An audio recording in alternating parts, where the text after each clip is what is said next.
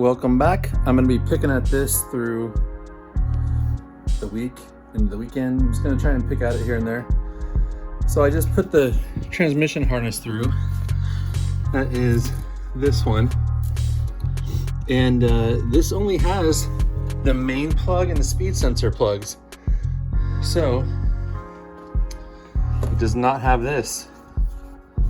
So I took this off of this transmission since it's not being used. I'm going to put it on the spare right there.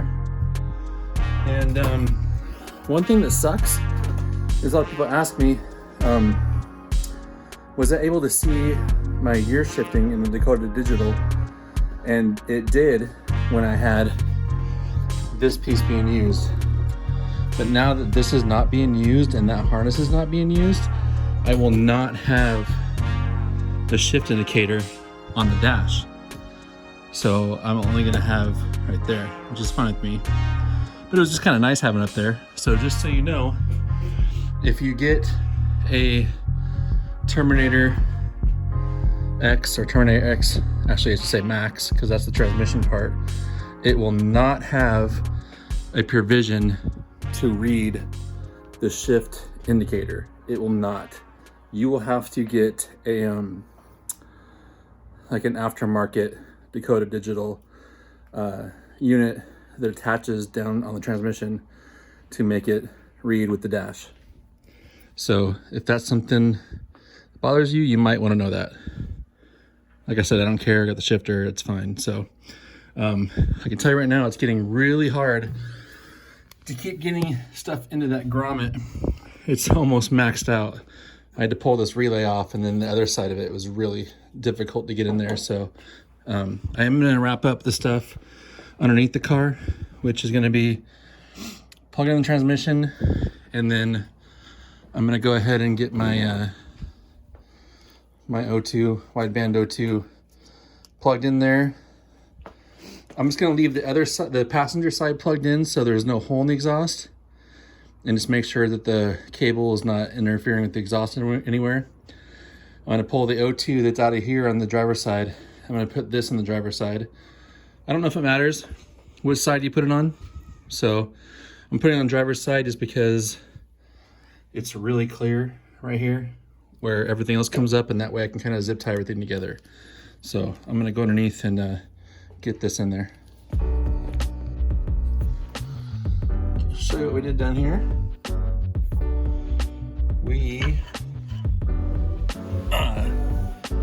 hooked up the sensor. It's not really focusing, sorry. There's the two sensors on the transmission, and we hooked those up. The back plug under here, that big white plug, that was a little tight. And then the really tight one was that one right there, only because my hand doesn't fit up there. So I had to get Caleb down here to do that. But everything down here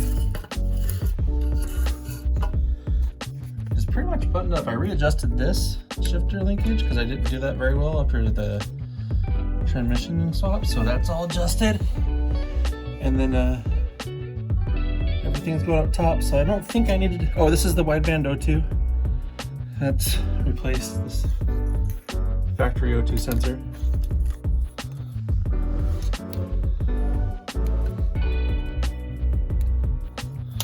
So now I think I got everything down here buttoned up except for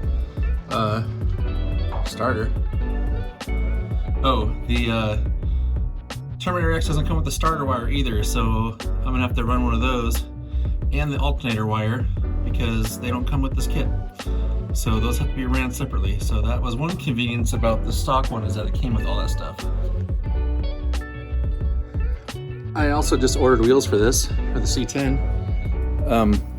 They weren't my very first choice, but they were my second choice, which was really close. My first choice, it was a 8 to 10 week lead time, and the cost of the wheel for what I wanted done to it was just outrageous. So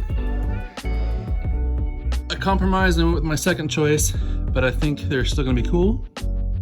So hopefully they ship on time, and then I'll have them maybe this weekend or maybe Monday or Tuesday. I don't know, but you guys will know right when I get them because I'll be so excited to show you, and hopefully you guys like them. This escalated way further than I was hoping. I really did not want to do this, but I was trying to run the power wire that goes to the trunk of the car, and here it is. And I was trying to tuck it up here as high as possible, going from the other side back there, and I just couldn't get to it. And I don't want to do a cringe job, and I've always wanted to get back in here and make it perfect. So I guess I'm gonna be spending more time on cleaning up this wiring than I expected. So man, didn't want to do this. Power wires run, it's this one right here. So it runs really high and tucked. It goes behind this panel. I took this panel out and I had to remove some sheathing to fit it under here, but it fits really nice in here. It comes out there. I need to tuck it more, but it's gonna be about 1.5 feet short. So I need to extend these and then finish sending it to the trunk. This sill is done.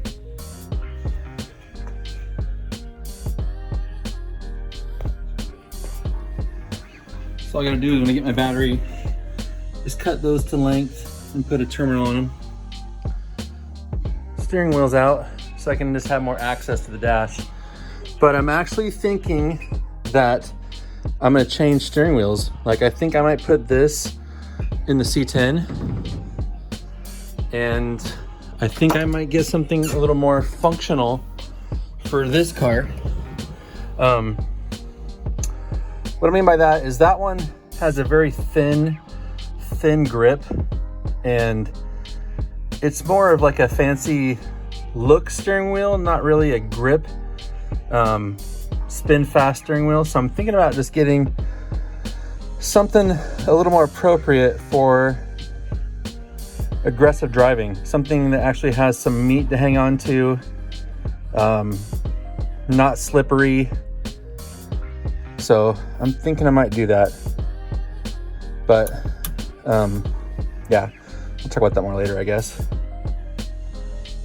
So I had my Dakota Digital box under here like this, but I really want it on this side over here, more closer to everything else, because it's honestly so hard to get underneath this part of the dash with the seat in here, and this side is way more accessible. So I kind of want to have everything over here on this side. So I'm gonna try and reach that over to here somewhere. Even if it's just right here, that's so much better. This is not gonna reach over here unless I extend these wires. Dimmer, brake, high beams, turn signals, and the fuel. I need to extend those over to this side. Thankfully, it's only like 6 wires, but I think it's gonna be worth it to move it over here on this side. I'm never gonna put a stereo right here because I have the factory stereo delete, and I love that more than a stereo. So if anything, I'll do like a Bluetooth unit, but that's not even on my radar. So I'm thinking about mounting it right here. So what I might do is I might make a plate just big enough to mount this upside down to it, like right here. So I think that's what I'm gonna do now. Okay, this is the BIM module mounted. I riveted it right here and there, and then I got nut certs there and there so that I can take it off from underneath. Right now it's just super loose. I might pull that one out and redo it. That one didn't seat very well. But once this is tightened up, I don't think I'm gonna use any of these ports on this side. I think everything is attaching on the back side. So I'll be able to see it from underneath. It'll be out of the way. And then all my wires are extended. So I'll go ahead and connect those to the back in a nice, neat little cluster. And then that'll be cleaned up and I'll be super stoked with that. Then everything over here is clean. These are just the plugs for the washers and the light switch. And yeah, everything else, like those big wires for here, will be hanging over that way. So we're making steps, just really slow going. Okay, this is pretty much ready to go. It may look messy, but it's really not messy at all. I got my 2 plugs right here for lights and wipers. Most everything is tucked right here. I got 2 plugs for the dash. My dash, what do you call it? Whatever. For the dash, and then this is just tucked up in there now because that'll go right here. But that's basically it. I'm gonna leave this open while I finish doing the rest of this. And because I know that I'm gonna need like to run a starter wire. So this mess down here is next. All right, I got another cool step done on this. I drilled and put my lug right there in the firewall, and it fits perfect.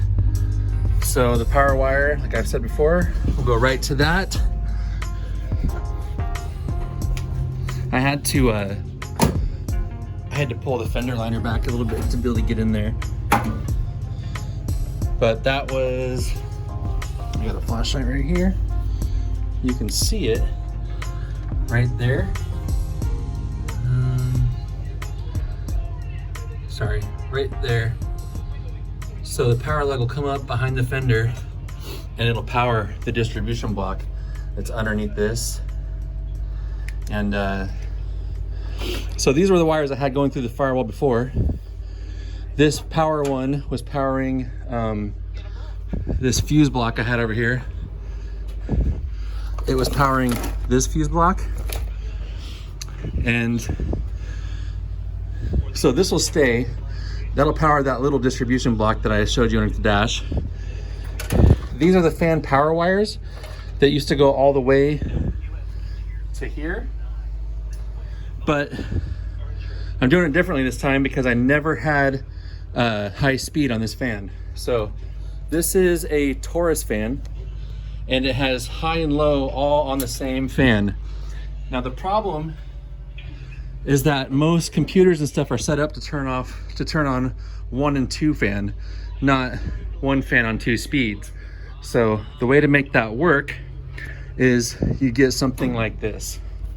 This is a Volvo fan relay. So this is already pre-wired up, ready to go. I just need to double check the wiring diagram, but basically what this does is it sends, I'm guessing right here, your temperature signals. And what it does is when the first fan comes on, it goes through the relay right here, and then it powers it right here to the fan. And then if it gets too hot, what it does to kick on the second fan, it shuts off the first fan and goes right into the second fan. So that's what the other stuff didn't do. It never shut off the first fan. So when you have dual fans, it always leave the first fan going and then just adds to it on the second fan. This won't work with this Taurus fan. You gotta use something like this that shuts off the first fan and adds in, it turns on the high speed part of the fan. So this is for a 2-speed fan out of a Volvo, and I plan on trying to fit that up in there. So all this wiring will go up in there, tucked away, and then I just basically have to run the 2-speed power feed to the fan harness down here. And I think, yeah, I have it all tucked away right now. I'm not even sure where it's running, but yeah, so the fan wiring is gonna get done. So I never actually had a second speed on my fan. I never needed it because it never got that hot. But if I want to drive this way more, I want to make sure that that second speed on that fan works like it's supposed to. So that's all part of this whole rewire. this right here, wiring it all. Got that lug now. Now I can start running the big old fatty power wire. So I'm starting to lay out the battery cable. You see how long it is. And I just did my first cut with it. Basically, I kind of guesstimated where it was going to go back there. And then I just chopped it. I got these.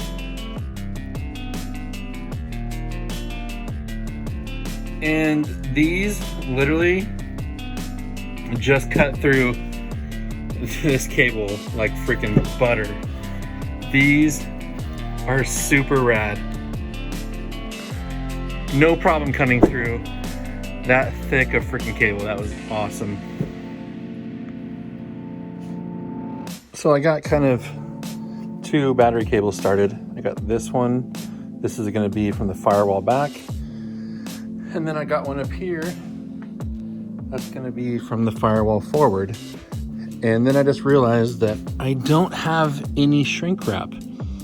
So the stuff I have is too small to go over these ends. So I need to order, actually I already did. I just ordered some heat shrinks. I'm waiting for those to come in. And then I can keep going on. I figured there's enough boring wiring in this video to call it for this one.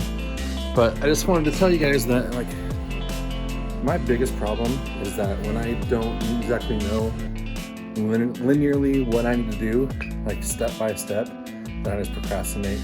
Like pulling transmission, you know, you gotta take the drive line off, undo the torque converter, undo the starter. You know that there's these certain steps you have to do to get to that point, but when it's wiring and doing so much different changes, it's like, I don't know exactly where to start. And so that's why I procrastinate and I just sit there and pick and like, I don't know what to do. But I guess my suggestion is just to find one thing and get you going. Like finding that power wire and where I wanted to go. That opened up a whole realm of working and fixing on things. So I just decided to do that one and I did it. And then I got a bunch what I wanted done. And so I'm hoping now that with these, now that I got that lug down there with these battery cables, once I get that done, it'll open up a whole new set of things to do. So, yeah, I will just keep going and keep on showing you boring wiring until something cool happens, like the wheels coming in for that.